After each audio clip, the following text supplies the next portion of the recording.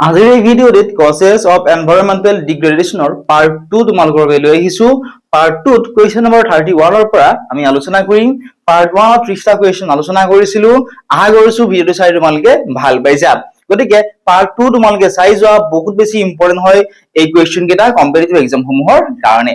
First কুৱেশ্যনটো চোৱা, which atmospheric gas is released in massive amounts from landfills and paddy fields contributing to global warming? অৰ্থাৎ আমাক সুধিছে যে জাবৰ জোথৰ পেলোৱা ঠাই, ঠিক আছে, জাবৰ জোথৰ পেলোৱা ঠাই কথা কৈছে আৰু ধান খেতি পথাৰৰ পৰা প্ৰচুৰ পৰিমাণে নিৰ্গত হোৱা কোনটো গেছে গোলকীয় উষ্ণতা বৃদ্ধিত অৰিহণা যোগায় সেয়া আমাক সুধিছে। এতিয়া আমি অপচন কেইটা চাও আহা। অপচন নম্বৰ 8 কি দিছিলে চোৱা, অপচন 8 দিছিলে অক্সিজেন, অপচন নম্বৰ বি দিছিলে মিথেন, অপচন সি দিয়া আছিলে আৰ্গন আৰু অপচন নম্বৰ ডি দিয়া আছিলে নাইট্ৰজেন গেছ। এতিয়া কোনটো অপচন কাৰেক্ট হ'ব চোৱা, কুৱেশ্যন ডিৰ কাৰেক্ট যেটো আনসাৰ সেয়া হ'ব অপচন নম্বৰ বি থকাটো মিথেন, ঠিক আছে, যাক আমি CH4 বুলিও কওঁ, ঠিক আছে। ইয়াৰ ৰাসায়নিক যেটো সংকেত সেয়া হৈছে CH4। এতিয়া চোৱা,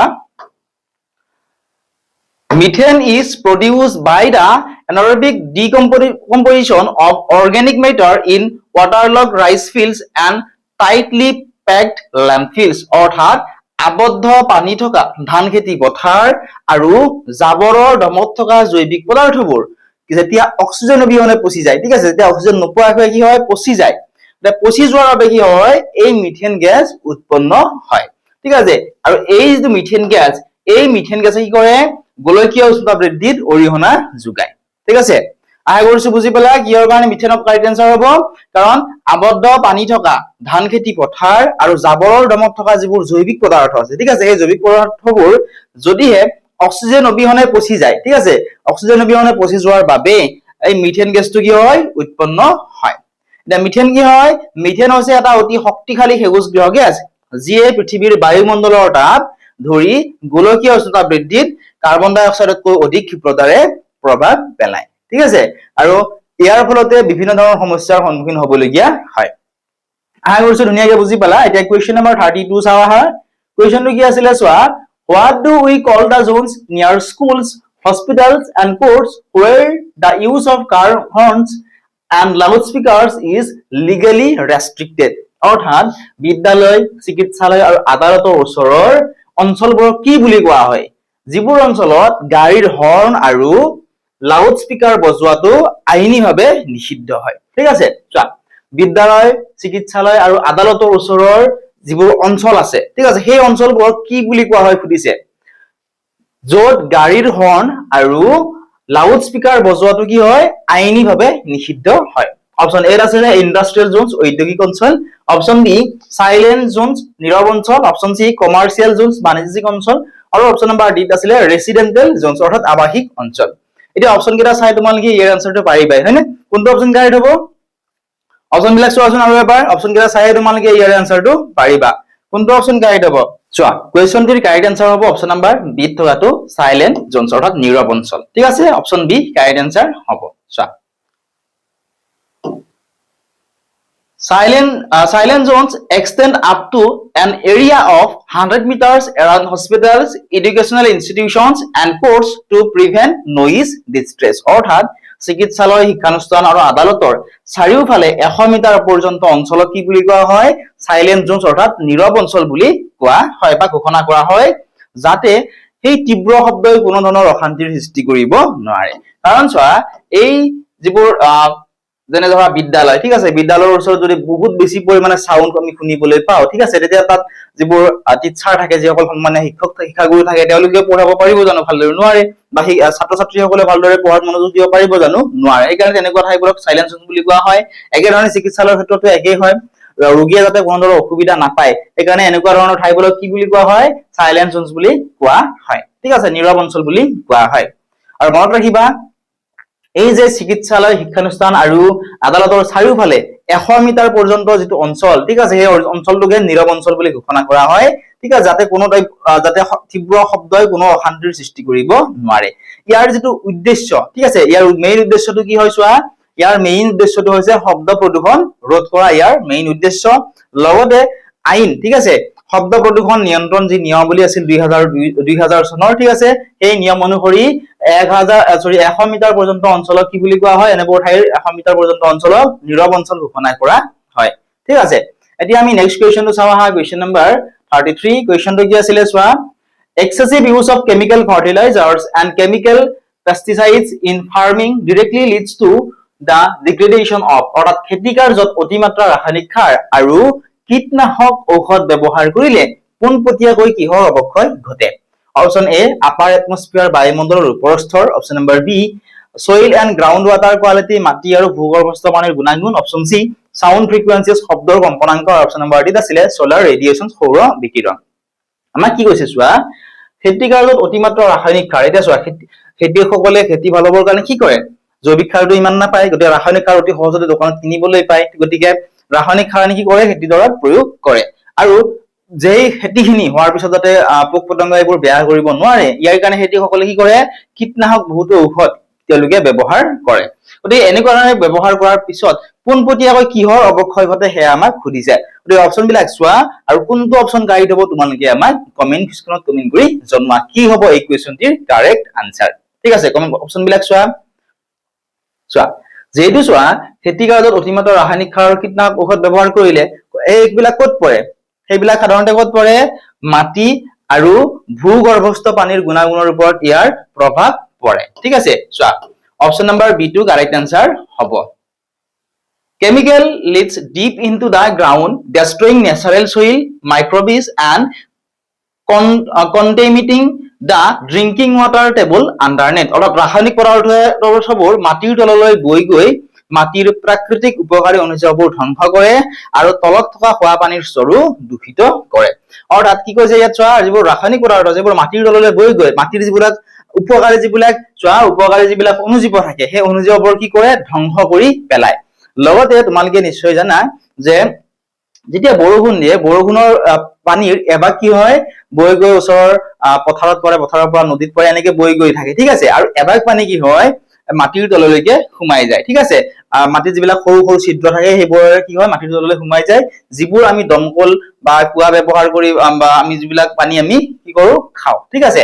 গতিকে এই এনেকুৱা ধৰণৰ যিবিলাক কেমিকেল বা ৰাসায়নিক পদাৰ্থবোৰ কি হয়, মাটিৰ তললৈকে বহু পৰিমাণে সোমাই যায়। ইয়াৰ ফলত বিভিন্ন ধৰণৰ মানুহৰ বেমাৰ আজাৰ হ'ব পাৰে। গতিকে এই কুৱেশ্যনটিৰ option number B two correct answer হ'ব soil and ground water quality, ঠিক আছে। আই কৈছো বুজি পালা। এতিয়া নেক্সট কুৱেশ্যনটো চাওঁ আহা, কুৱেশ্যন নম্বৰ 34। কুৱেশ্যনটো কি আছিলে চোৱা, কুৱেশ্যনটো আছিল যে which of the following is a clean alternative source of energy that causes zero air pollution during electricity generation, অৰ্থাৎ বিদ্যুৎ উৎপাদনৰ সময়ত কোনো ধৰণৰ বায়ু প্ৰদূষণ নকৰা তলৰ কোনটো এটা নিকা আৰু বিকল্প শক্তিৰ উৎস। ইম্পৰ্টেন্ট কুৱেশ্যন হয়। কুৱেশ্যন কি সুধিছে আৰু এবাৰ চোৱা, যে বিদ্যুৎ উৎপাদনৰ সময়ত কোনো ধৰণৰ বায়ু প্ৰদূষণ নকৰা, ঠিক আছে, বিদ্যুৎ উৎপাদনৰ সময়ত কোনো ধৰণৰ বায়ু প্ৰদূষণ নকৰা ইয়াৰে কোনটো এটা নিকা আৰু বিকল্প শক্তিৰ উৎস আমাক সুধিছে। অপচন নম্বৰ এ আছিলে কয়েল পাৱাৰ প্লান্ট, কয়লা ভিত্তিক শক্তি কেন্দ্ৰ। অপচন বি সোলাৰ এনাৰ্জি, সৌৰ শক্তি। অপচন সি ডিজেল জেনাৰেটৰৰ কথা কৈছে। Option number D burning dried firewood, শুকান খৰি পোৰা কাৰ্য। আমাক কি কৈছে, যে বিদ্যুৎ উৎপাদনৰ সময়ত কোনো ধৰণৰ বায়ু প্ৰদূষণ নকৰা বুলি কৈছে, ঠিক আছে, কোনো ধৰণৰ তাত বায়ু প্ৰদূষণ নহয়। এতিয়া চোৱা ফাৰ্ষ্ট যিটো অপচন দিয়া আছিল কয়েল পাৱাৰ প্লান্ট, কয়লা ভিত্তিক শক্তি কেন্দ্ৰ, কয়লা ভিত্তিক শক্তি কেন্দ্ৰত কি হয়, বায়ু প্ৰদূষণ হয় নে নহয়, ধোঁৱাবিলাক ওলাই বহুতো, হয় নে নহয়, বহুতো গেছ ওলাই, গতিকে বায়ু প্ৰদূষণ হয়। কিন্তু সোলাৰ এনাৰ্জিত কোনো ধৰণৰ বায়ু প্ৰদূষণ নহয়। সোলাৰ এনাৰ্জি মানে কি, সৌৰ শক্তি। সৌৰ শক্তি মানে কি, সূৰ্যৰ পৰা পোৱা শক্তি, ঠিক আছে। অৰ্থাৎ চোৱা option number B two correct answer হ'ব। চোৱা solar energy harness sunlight directly using photovoltaic cells producing green electricity without releasing greenhouse gases, অৰ্থাৎ সৌৰ শক্তিয়ে সূৰ্যৰ পোহৰক পোনপটীয়াকৈ ব্যৱহাৰ কৰি কোনো ধৰণৰ গ্ৰীণ হাউচ গেছ নিৰ্গমন নকৰাকৈ পৰিৱেশ অনুকূল বিদ্যুৎ উৎপাদন কৰে। আৰু সৌৰ শক্তি অৰ্থাৎ সূৰ্যৰ পৰা পোৱা যি শক্তি, ঠিক আছে, সেয়া কি হয়, নৱীকৰণযোগ্য সম্পদ, যিমান ইচ্ছা আমি সিমান ব্যৱহাৰ কৰিব পাৰো। গতিকে সেয়া ব্যৱহাৰ কৰিলে ভৱিষ্যতৰ কাৰণে নোহোৱা হোৱাৰ কোনো চান্স নাথাকে। আৰু সেয়া ব্যৱহাৰ কৰিলে কি হয়, কোনো ধৰণৰ, ঠিক আছে, বায়ু প্ৰদূষণ হোৱা দেখিবলৈ পোৱা নাযায়। গতিকে এই কুৱেশ্যনটিৰ অপচন নম্বৰ বি টু হ'ব কাৰেক্ট আনসাৰ। যদি তোমালোকে ভিডিঅ'সমূহ চাই ভাল পাইছা, ভিডিঅ'টো লাইক কৰি দিবলৈ নাপাহৰিবা, ঠিক আছে। আৰু তোমালোকক আন কোনটো টপিকৰ ওপৰত ভিডিঅ' লাগে আমাক কমেন্ট সেকশনত কমেন্ট কৰি জনাবা। ঠিক আছে এতিয়া আমি নেক্সট কোৱেশ্চনটো চাম কোৱেশ্চন নম্বৰ 35 কোৱেশ্চনটো কি আছিল চোৱা What kind of environmental hazard is caused by throwing hot water discharge from industries directly into cold rivers? উদ্যোগ কেন্দ্ৰৰ পৰা ওলোৱা গৰম পানী পোনপটীয়াকৈ ঠাণ্ডা নদীত পেলাই দিলে কোন ধৰণৰ পৰিৱেশজনিত বিপদৰ সৃষ্টি হয় অৰ্থাৎ উদ্যোগ কেন্দ্ৰৰ পৰা ওলোৱা যিবোৰ গৰম পানী আছে ঠিক আছে সেই গৰম পানীবোৰ পোনপটীয়াকৈ যদি ঠাণ্ডা নদীত অৰ্থাৎ যিটো নদীৰ কাষত পানী সাধাৰণতে কি হয় কেনেকুৱা অৱস্থা ঠাণ্ডা অৱস্থাত থাকে হয় না ঠাণ্ডা হৈ থাকে গতিকে ঠাণ্ডা নদীত যদি পেলাই দিয়া হয় কোন ধৰণৰ পৰিৱেশজনিত বিপদৰ সৃষ্টি হ'ব পাৰে সুধিছে অপচন এ আছিল নইজ পলিউশন শব্দ প্ৰদূষণ অপচন বি চাওঁ আহা অপচন বি দিছিলে তাপ প্ৰদূষণ thermal pollution option C soil erosion মাটি ক্ষয় option number D radioactive pollution তেজস্ক্ৰিয় প্ৰদূষণ দেখোনটো অপচন কাৰেক্ট হ'ব যেহেতু চোৱা পানীবিলাক উদ্যোগ কেন্দ্ৰৰ পৰা ওলোৱা পানীবোৰ কি হয় গৰম পানী বহুত বেছি গৰম হয় তাত বহুত কেমিকেল মিহলি হৈ থাকে হয়নে গতিকে সেই পানী যদি পোনপটীয়াকৈ ঠাণ্ডা নদীত পেলাই দিয়া হয় তেতিয়াহ'লে কি হ'ব তাপ প্ৰদূষণ হ'ব থাৰ্মেল পলিউশন হ'ব ঠিক আছে option number B two correct answer হ'ব চোৱা Thermal pollution drops the dissolved oxygen levels in water rapidly, causing suddenly deaths of fish and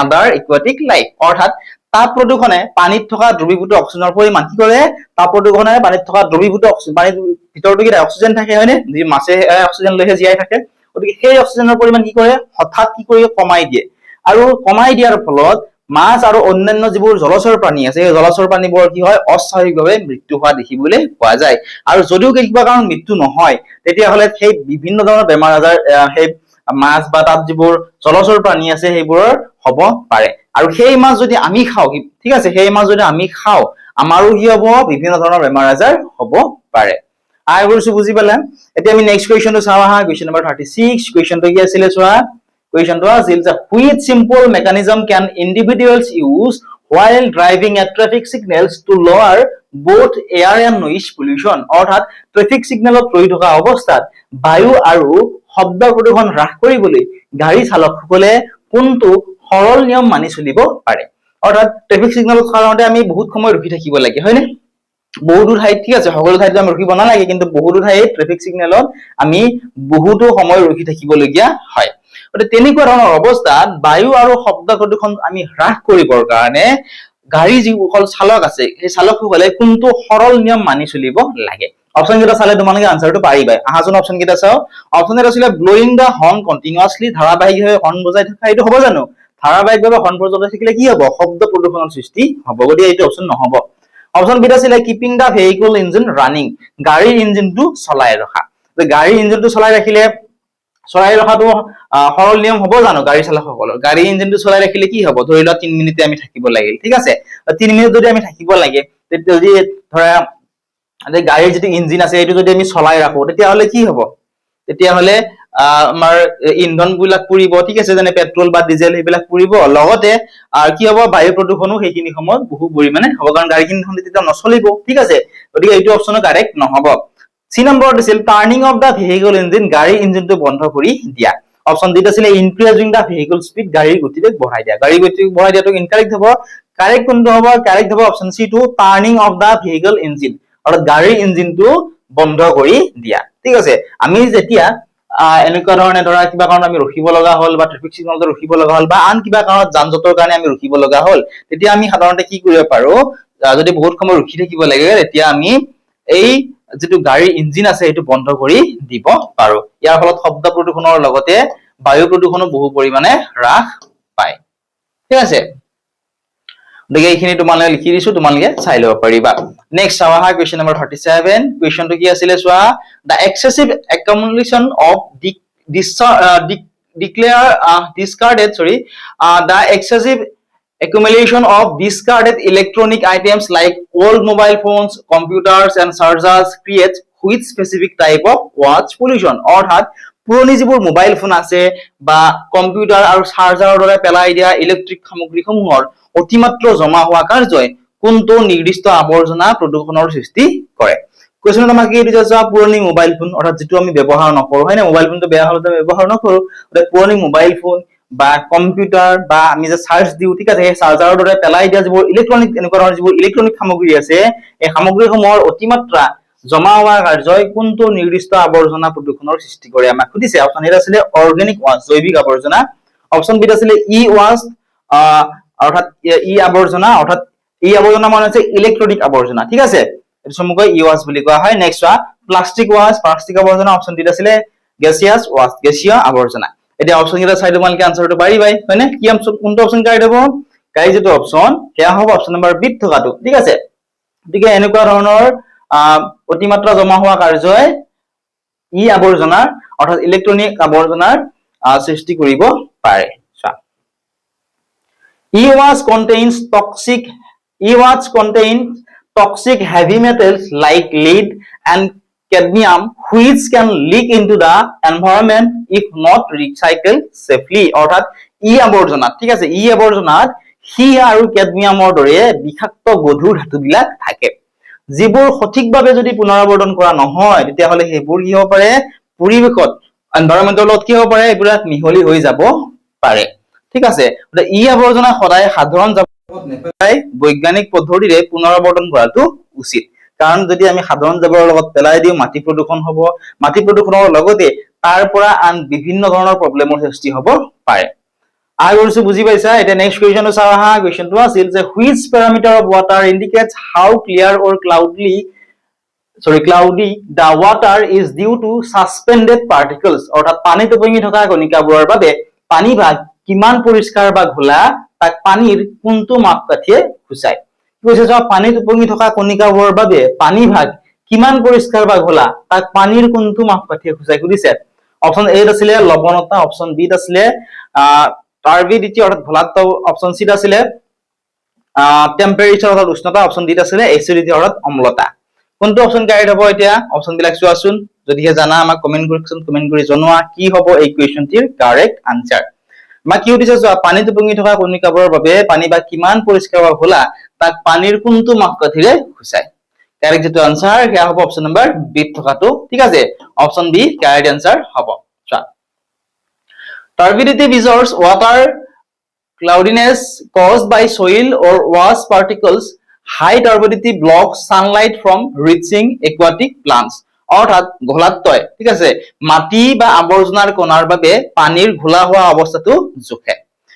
অত্যাধিক ঘোলা হলে সূৰ্যৰ পোহৰ জলচৰ উদ্ভিদৰ ওচৰলৈ যোৱাত বাধা পায়। এতিয়া ইয়াৰ ফলত উদ্ভিদৰো ক্ষতি হোৱা দেখিবলৈ পোৱা যায়। চোৱা, পোহৰৰ অভাৱত পানীৰ তলত থকা জলচৰ উদ্ভিদে সাল সংশ্লেষণ কৰিব নোৱাৰা হয়। ইয়াক সাধাৰণতে NTU এককত জোখা হয়। অৰ্থাৎ তোমালোকে বা আমি সকলোৱে জানো যে উদ্ভিদে নিজৰ খাদ্য নিজে প্ৰস্তুত কৰি ল'ব পাৰে। কেনেকে পাৰে? সাল সংশ্লেষণ প্ৰক্ৰিয়াৰ জৰিয়তে। এতিয়া সাল সংশ্লেষণ প্ৰক্ৰিয়া কাক কয়?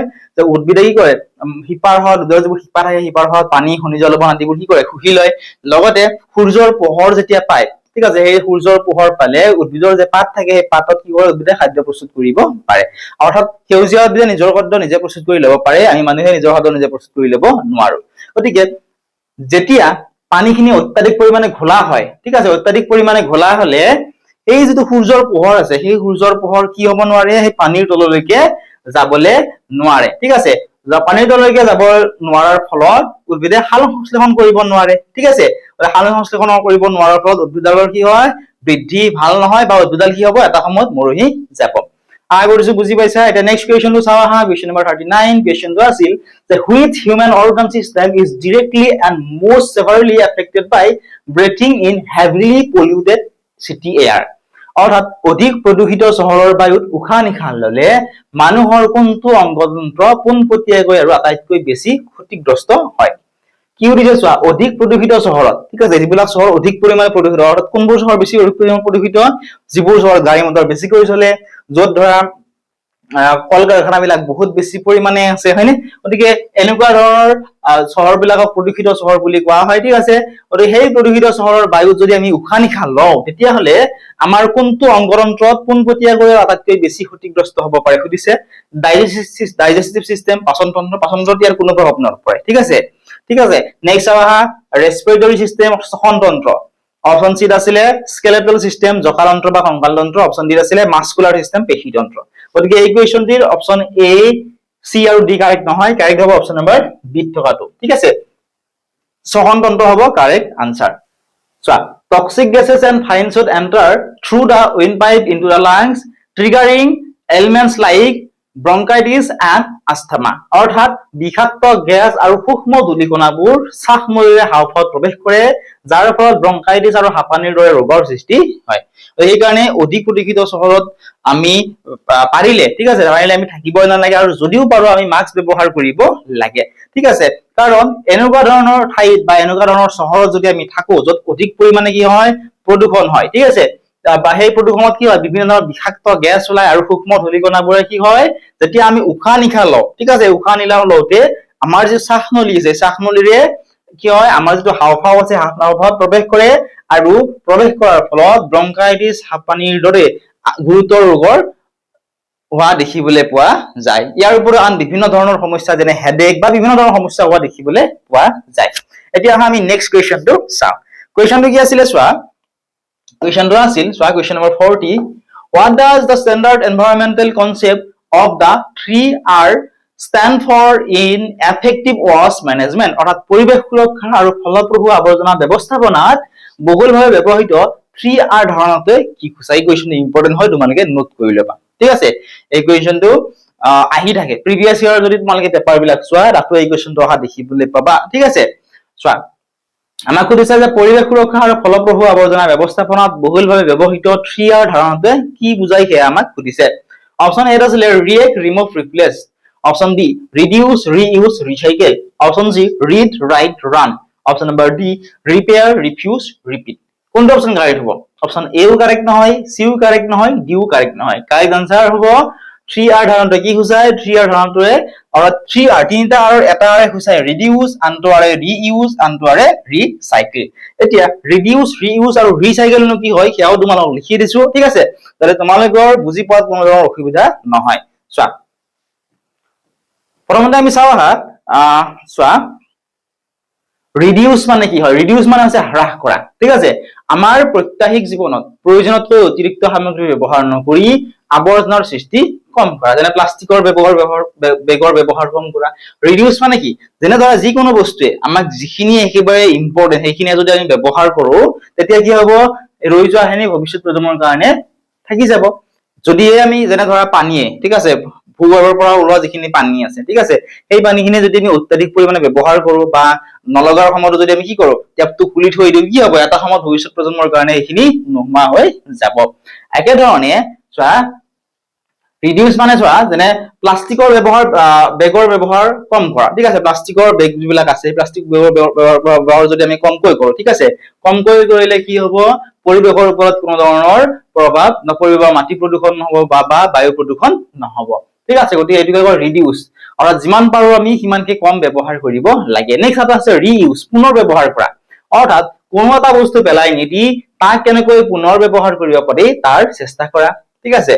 কোনো এটা বস্তু পেলাই নিদি, যেনে ধৰা আমি পানী খাবলৈ যে বটল ব্যৱহাৰ কৰো, হয়নে, সেই বটলটো এবাৰ ব্যৱহাৰ কৰি আমি কি কৰো, সাধাৰণতে পেলাই দিওঁ, ঠিক আছে, সাধাৰণতে যিবোৰ আমি দোকানৰ পৰা বটল কিনি আনো। গতিকে সেই বটলটো যদিহে আকৌ ৰিইউজ কৰিব পৰা যায়, ঠিক আছে, ৰিইউজ কৰিব পাৰিলে কি হ'ব, পৰিৱেশত তাৰ প্ৰভাৱটো কি কৰিব, কমকৈ পৰিব।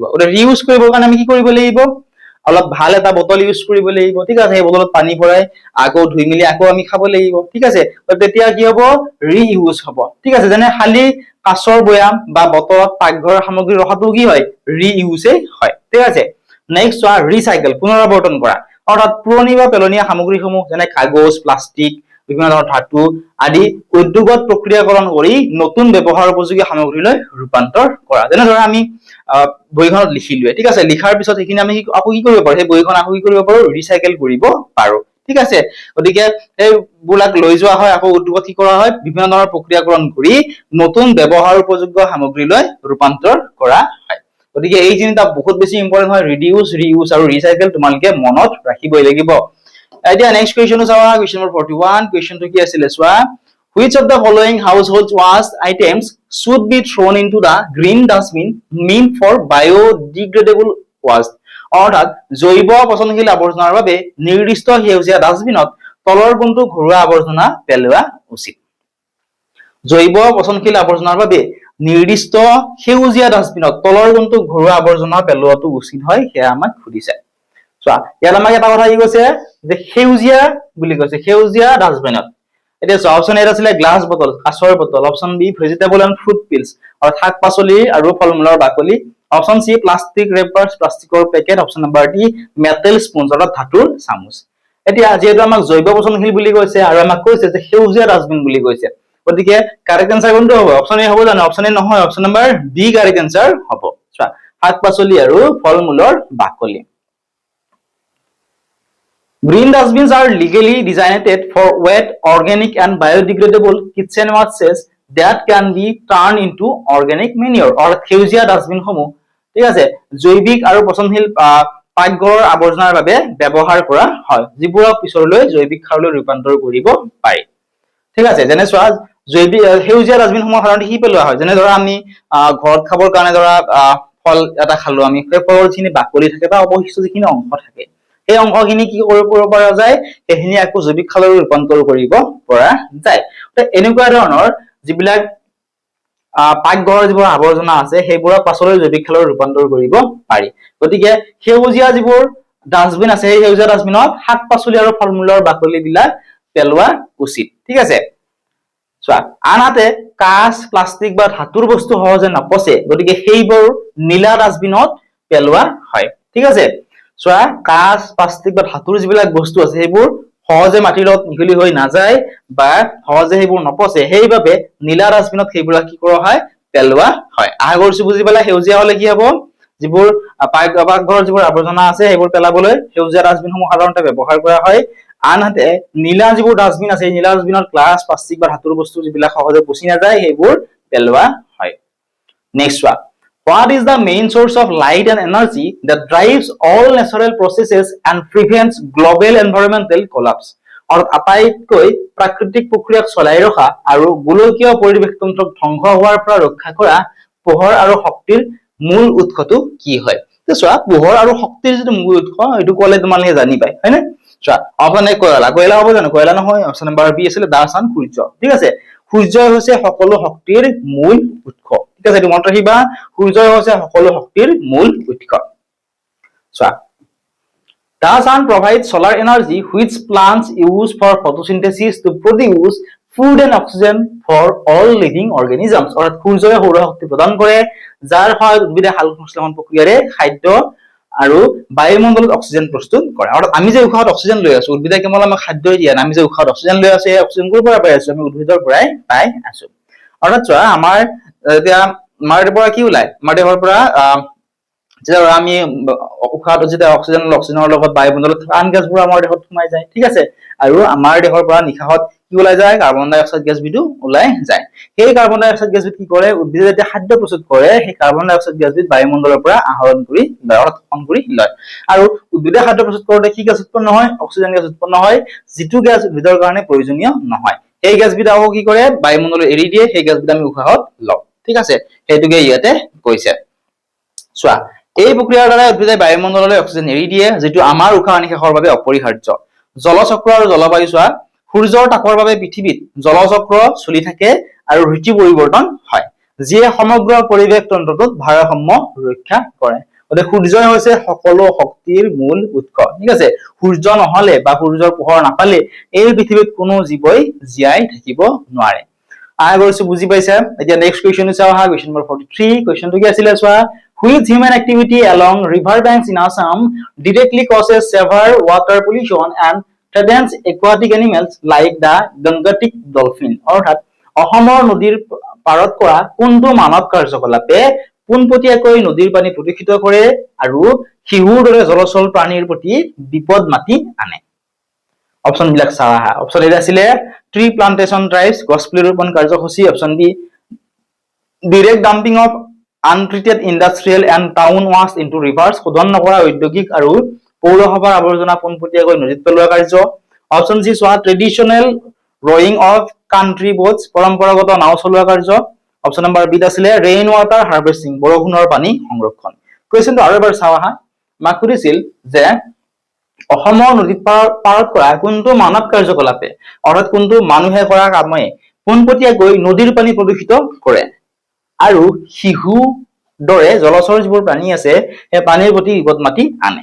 কাৰেক্ট এনসাৰ কোনটো হ'ব? অপচন কেইটা চালেই গম পোৱা যায়। চোৱা, direct dumping of untreated industrial once into rivers পূৰণ নকৰা ঔদ্যোগিক আৰু পৌৰসভা আৱৰ্জনা পোনপটীয়াকৈ নদীত পেলোৱা কাৰ্যৰ ফলত ঠিক আছে চোৱা dumping chemicals and city garbage into rivers lowers dissolved oxygen suffocating rare aquatic species like dolphins অৰ্থাৎ নদীৰ পানীত ৰাসায়নিক পদাৰ্থ আৰু চহৰৰ যিবোৰ জাবৰ-জোথৰ আছে জাবৰ-জোথৰবোৰ যদি পেলোৱা হয় তেতিয়াহলে পানীত থকা দ্ৰবীভূত অক্সিজেন কি হয় অক্সিজেনৰ পৰিমাণ কি হৈ যায় কমি যায় ঠিক আছে পানীত দ্ৰবীভূত হৈ যায় অক্সিজেন সেই অক্সিজেনৰ পৰিমাণ কি হয় কমি যায় আৰু অক্সিজেন কমি যোৱাৰ ফলত শিহুৰ দৰে বিৰল যিবোৰ জলচৰ প্ৰাণী আছে সেই জলচৰ প্ৰাণীবোৰৰ উশাহ বন্ধ হৈ সিহঁত বিলাক মৃত্যুমুখত পৰে ঠিক আছে অকল শিহুৱে নহয় শিহুৰ দৰে আন বহুতো প্ৰাণী বা মাছৰো কি হয় মৃত্যু হোৱা দেখিবলৈ পোৱা যায় নেক্সট কোৱেশ্চনটো চাওয়া What is the primary objective of harvesting rainwater? বৰষুণৰ পানী সংৰক্ষণ বা rainwater harvesting কৰাৰ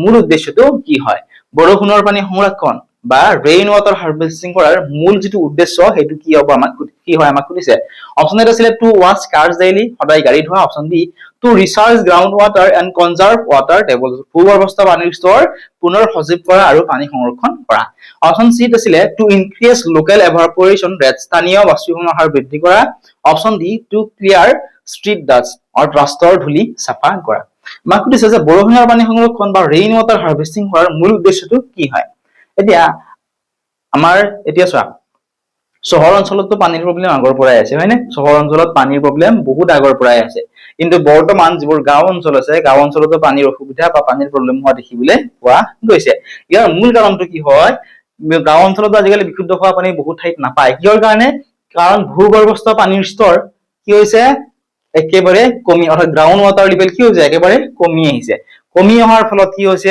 বিশুদ্ধ খোৱা পানীৰ অভাৱ হৈছে গতিকে বৰষুণৰ পানী সংৰক্ষণ বা ৰেইন ৱাটাৰ হাৰ্ভেষ্টিং কৰাৰ মূল উদ্দেশ্যটো হৈছে এই যে ভূগৰ্ভস্থ পানীৰ স্তৰ কমি আহিছিলে ভূগৰ্ভস্থ পানীৰ স্তৰ পুনৰ সজীৱ কৰা আৰু পানী সংৰক্ষণ কৰা ঠিক আছে চোৱা এখিনি লিখি দিছো ইয়াৰ পৰা তোমালোকে চাই ল'ব পাৰিবা কাৰণ আমি যদি পানী সংৰক্ষণৰ কোনো ধৰণৰ চিন্তা নকৰি কেৱল আমি ব্যৱহাৰে কৰি থাকো এটা সময়ত কি হৈ যাব ভূগৰ্ভস্থ পানীৰ স্তৰ একেবাৰে নোহোৱা হৈ যাব নেক্সট কোৱেশ্চনটো চাওয়া কোৱেশ্চনটো আছিল চোৱা Which of the following is considered a noise pollutant if operated continuously near a residential colony at night ৰাতি আবাসিক অঞ্চলৰ ওচৰত ধাৰাবাহিকভাৱে চলি থাকিলে তলৰ কোনটোক শব্দ প্ৰদূষক হিচাপে গণ্য কৰা হ'ব কি উদ্দেশ্য চোৱা ৰাতি আবাসিক অঞ্চলৰ অৰ্থাৎ য'ত মানুহ দুনুহ বহুত বেছি পৰিমাণে থাকে য'ত মানুহে বসবাস কৰে বা বহুত বেছি পৰিমাণে মানুহ দুনুহ থাকে তেনেকুৱা ধৰণৰ আবাসিক অঞ্চলত ধাৰাবাহিকভাৱে চলি থাকিলে তলৰ কোনটোক শব্দ প্ৰদূষক হিচাপে গণ্য কৰা হ'ব তাৰপিছত এই সিলিং ফেন এখন সিলিং ফেন থাকিলে হ'ব জানো এখন সিলিং ফেনে প্ৰায় কম পৰিমাণ বা বহুতো সিলিং ফেনে আজিকালি সাউণ্ডৰ নোলায় ঠিক আছে গতিকে সিলিং ফেনে শব্দ প্ৰদূষণৰ সৃষ্টি নকৰে অপচন বি চোৱা এ হাই ডেসিবল উইডিং লাউড স্পিকাৰ এটা উচ্চ প্ৰাবল্যৰ বিয়াৰ লাউড স্পিকাৰ অৰ্থাৎ বিয়া বিলাকত যে ব্যৱহাৰ কৰা হয় বহুত উচ্চ প্ৰাবল্যৰ যিবিলাক লাউড স্পিকাৰ আছে সেই লাউড স্পিকাৰৰ কথা কৈছে অপচন সি আছিল এ ওয়াল ক্লক ট্ৰিকিং বেৰৰ ঘড়ী টিক টিক শব্দ বেৰৰ ঘড়ী টিক টিক শব্দ বেছি সাউণ্ড নকৰে ঠিক আছে আৰু আজিকালি টিক টিক কৰা তেনেকুৱা ধৰণৰ শব্দ থকা ওয়াল ঘড়ী দেখিবলৈ পোৱা নাযায় অপচন ডি এ ৰেফ্ৰিজাৰেটৰ হাম ফ্ৰিজৰ মৃদু শব্দ এইটো কাৰেক্ট নহব ইয়াক শব্দ প্ৰদূষক হিচাপে গণ্য কৰা নহয় এতিয়া আমাক সুধিছে যে শব্দ প্ৰদূষক হিচাপে কোনটো গণ্য কৰা হ'ব অপচন বি কাৰেক্ট হ'ব এ হাই ডেসিবল উইডিং লাউড স্পিকাৰ এটা উচ্চ প্ৰাবল্যৰ বিয়াৰ লাউড স্পিকাৰ আৰু এটা উচ্চ প্ৰাবল্যৰ বিয়াৰ লাউড স্পিকাৰৰ পৰা ওলোৱা যিটো শব্দ এই শব্দ কি কৰিব শব্দ প্ৰদূষণৰ সৃষ্টি কৰিব লগতে সেই আবাসিক অঞ্চলত যিমান বিলাক মানুহ হওক বা আন যিবোৰ জীৱ-জন্তু আছে সেইবোৰ থাকে সেইবিলাকৰ কি হ'ব অসুবিধা হ'ব ঠিক আছে চোৱা option number B two correct answer হ'ব চোৱা loud speaker operating above permissible night limits disturb human sleep and induce high blood pressure অৰ্থাৎ আবাসিক অঞ্চলত নিৰ্ধাৰিত নিশাৰ সীমাৰ অৰ্থাৎ 45 ডেসিবেলৰ ওপৰত বাজি থকা লাউড স্পিকাৰে মানুহৰ টোপনি কি কৰে ব্যাঘাত জন্মায় আৰু উচ্চ ৰক্তচাপৰ সৃষ্টি কৰিব পাৰে ইয়াৰ আগত পাৰ্ট 1ত মই এটা ভিডিও আপলোড কৰিছিলো তাত মই তোমালোকক কৈছিলো যে দিনৰ ভাগত সাধাৰণতে কিমান ডেসিবেললৈকে সাউন্ড মানে আবাসিক অঞ্চলবিলাকত থাকিব পাৰে 55 লৈকে আৰু ৰাতিৰ ভাগত মনত ৰাখিবা ৰাতিৰ ভাগত আছে 45 ডেসিবেললৈকে ঠিক আছে যদি তোমালোকে 55 আৰু 45 ডেসিবেল কি হয় ভালদৰে জানিব বিচৰা পাৰ্ট 1 যদি চোৱা নাই তোমালোকে চাই লবা ঠিক আছে এতিয়া আমি নেক্সট কোৱেশ্চনটো চাম কোৱেশ্চন নম্বৰ 46 কোৱেশ্চনটো কি আছিল চোৱা how does soil pollution negatively affect agricultural productivity অৰ্থাৎ মাটি প্ৰদূষণে কৃষি খণ্ডৰ উৎপাদনশীলতাত কেনেকৈ নেতিবাচক প্ৰভাৱ পেলায় অপচন বিলাক চাও আহা অপচন নম্বৰ 8 কি আছিলে অপচন নম্বৰ 8 দিছিলে বাই ইনক্ৰিজিং ক্ৰপ কালাৰ শস্যৰ ৰং বৃদ্ধি কৰি option D by destroying fertile crop soil micro অৰ্গানিজমছ and lowering crop yields অৰ্থাৎ উৰ্বৰ মাটিৰ উপকাৰী অণুজীৱসমূহ ধ্বংস কৰি শস্যৰ উৎপাদন কমাই দিয়ে অপচন সি চোৱা অপচন সি আছিলে বাই প্ৰডিউচিং মোৰ সিডছ অধিক বীজ উৎপাদন কৰি option D by speeding up plant height naturally অৰ্থাৎ প্ৰাকৃতিকভাৱে গছৰ উচ্চতা বৃদ্ধি কৰি কোৱেশ্চনটো ভালদৰে চাব লাগিব চোৱা আমাৰ কি কৈছিল যে মাটি প্ৰদূষণে কৃষিখণ্ডৰ উৎপাদনশীলতাত কেনেকৈ নেতিবাচক প্ৰভাৱ পেলায় মাটি প্ৰদূষণ যদি হয় মাটি প্ৰদূষণ বিভিন্ন কাৰণত হ'ব পাৰে হয়নে খেতিয়কসকলে যে খেতিপথাৰ প্ৰয়োগ কৰে ৰাসায়নিক সাৰ ইয়াৰ ফলতো ৰাসায়নিক প্ৰদূষণ হ'ব পাৰে বা আমি যদি প্লাষ্টিকৰ কিবা বস্তু পেলাই দিওঁ হয়নে বা যিকোনো আমি যে চিপছ খাওঁ বা আন কিবা বস্তু খাওঁ সেইবিলাক যদি মাটিত পেলাই দিওঁ পেকেট বিলাক তাৰ ফলতো কি হয় পানী প্ৰদূষণ বা মাটি প্ৰদূষণ হ'ব পাৰে গতিকে মাটি প্ৰদূষণে সেই কৃষিখণ্ডৰ উৎপাদনশীলতাত কেনেকৈ নেতিবাচক প্ৰভাৱ পেলাই হেয়া সুধিছে চোৱা অপচন নম্বৰ বি টু গাইড এনসাৰ হ'ব by destroying fertile topsoil micro অৰ্গানিজমছ and lowering crop yields অৰ্থাৎ উৰ্বৰ মাটিৰ উপকাৰী অণুজীৱসমূহ ধ্বংস কৰি শস্যৰ উৎপাদন কি কৰে কমাই দিয়ে উৰ্বৰ মাটি অৰ্থাৎ যিবোৰ মাটিত খেতি বাতি ভাল হয় ঠিক আছে সেই মাটিসমূহত বহুতো উপকাৰী অণুজীৱ থাকে সেই অণুজীৱসমূহ কি হ'ব মাটি প্ৰদূষণৰ ফলত ধ্বংস হৈ যায় ঠিক আছে অৰ্থাৎ মৃত্যু মুখত পৰে সেই উপকাৰী অণুজীৱসমূহ আৰু অণুজীৱসমূহৰ মৃত্যু হোৱাৰ ফলত বা ধ্বংস হোৱাৰ ফলত উৎপাদন কি হৈ যায় কমি যায় ঠিক আছে option number B two correct answer হ'ব চোৱা heavy chemical toxicity kills earthworms and beneficial bacteria rendering fertile fields barren over time অৰ্থাৎ মাটিত অত্যাধিক ৰাসায়নিক পদাৰ্থ মিহলি হলে কেঁচুৰ লগতে আন যিবোৰ উপকাৰী বেক্টেৰিয়া আছে বা অণুজীৱ যিবোৰ আছে সেইবোৰ কি হৈ যায় ধ্বংস হৈ যায় আৰু ইয়াৰ ফলত উৰ্বৰ খেতিপথাৰ লাহে লাহে অনুৰ্বৰ হৈ পৰে এটা উৰ্বৰ খেতিপথাৰ লাহে লাহে অনুৰ্বৰ হোৱা মানে কি হয় অৰ্থাৎ যিটো ঠাইত বা যিখন খেতিপথাৰত খেতি-বাতি বহুত বেছি ভাল হৈছিল বা ফসল উৎপাদন ভাল হৈছিল তাত লাহে লাহে ফসল উৎপাদন ভাল নোহোৱা হৈ যায় কিয় কাৰণে কাৰণ তাত থকা যিবোৰ উপকাৰী অণুজীৱ আছিল বা বেক্টেৰিয়া আছিল এইবোৰ কি হৈ যায় ধ্বংস হৈ যায় এতিয়া নেক্সট কোৱেশ্চনটো চোৱা কোৱেশ্চন নম্বৰ 47 কোৱেশ্চনটো কি আছিল চোৱা what is the natural greenhouse effect primarily responsible for on planet earth অৰ্থাৎ প্ৰাকৃতিক গ্ৰীণহাউস প্ৰভাৱে মূলতঃ পৃথিৱীখনত কি অনুকূল পৰিৱেশ সৃষ্টি কৰি ৰাখে অপচন বিলাক চোৱা অপচন নম্বৰ 8 আছিল মেকিং আৰ্থ ফ্ৰিজিং কোল্ড পৃথিৱীখন অতিমাত্ৰা চেঁচা কৰি ৰখা option B keeping the planet warm enough to sustain life পৃথিৱীখন জীৱন ধাৰণৰ বাবে প্ৰয়োজনীয় উষ্ণ কৰি ৰখা অপচন সি চোৱা অপচন সি দিছিলে ক্ৰিয়েটিং ওচিয়ানছ মহাসাগৰ সৃষ্টি কৰা অপচন নম্বৰ ডি আছিলে প্ৰিভেন্টিং ক্লাউড ফৰ্মেশন ডাৱৰ সৃষ্টি হোৱাত বাধা দিয়া কোৱেশ্চনটো আৰু এবাৰ চোৱা প্ৰাকৃতিক গ্ৰীণহাউস প্ৰভাৱে মূলতঃ পৃথিৱীখনত কি অনুকূল পৰিৱেশ সৃষ্টি কৰি ৰাখে ইয়াৰ আনসাৰটো মই তোমালোকক কৈ নিদিও তোমালোকে আমাক ইয়াৰ আনসাৰটো কমেন্ট সেকশনত কমেন্ট কৰি জনোৱা কি হ'ব ইয়াৰে কাৰেক্ট আনসাৰ ঠিক আছে কমেন্ট কৰা লগতে তোমাক জনাব বিচাৰিছো যে তোমালোকৰ বাবে ফ্ৰী গ্ৰুপো খোলা হৈছে ঠিক আছে ফ্ৰী গ্ৰুপৰ লিংক পাবলে তোমালোকে ডেসক্ৰিপচনত বা কমেন্ট সেকশনত যোৱা তাত তোমালোকে ফ্ৰী গ্ৰুপ লিখি দিয়া আমি তোমালোকক লিংকটো দি দিম তাত ফ্ৰী গ্ৰুপত জয়েন কৰি ল'ব পাৰিবা আৰু যদি এপত অনলাইন ক্লাছ কৰিব বিচৰা তাত তোমালোকে ডেসক্ৰিপচনত দিয়া লিংকত ক্লিক কৰা আৰু এপটো ডাউনলোড কৰি লোৱা অধিক জানিবৰ বাবে WhatsApp নম্বৰ দি থোৱা আছে তাত তোমালোকে আমাক মেছেজ কৰি সুধিব পাৰিবা অনলি 199 ত গোটেইখিনি তোমালোকে এটা পাই যাবা